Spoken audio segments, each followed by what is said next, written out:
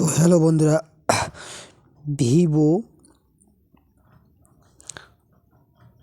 যে কোনো সেট আপনারা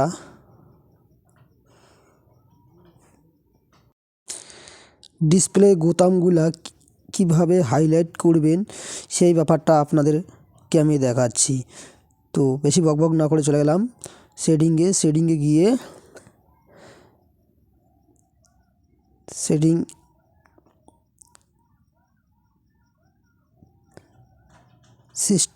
সিস্টেমে ক্লিক করে উপরে দেখো লেখা আছে সিস্টেম নেভিগেশনে ক্লিক করবেন। ক্লিক করলেই দেখতে পারবেন এখানে থ্রি বটন হাইলাইট করে দিয়ে নিচেরটাতে দিয়ে দেবেন। গেস্ট টু নেভিগেশন অন করে দেবেন।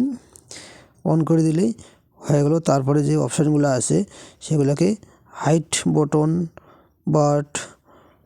বাকি তিনটা অপশানে অন করে দেবেন, ব্যাস হয়ে গেল।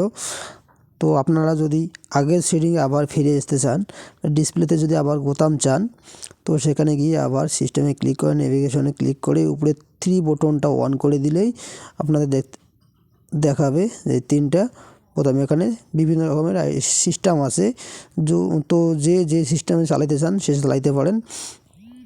তো ভিডিওটা এতটুকুই ছিল।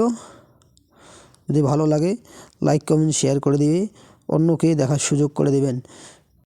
ভালো থাকবেন। Thank you for watching video.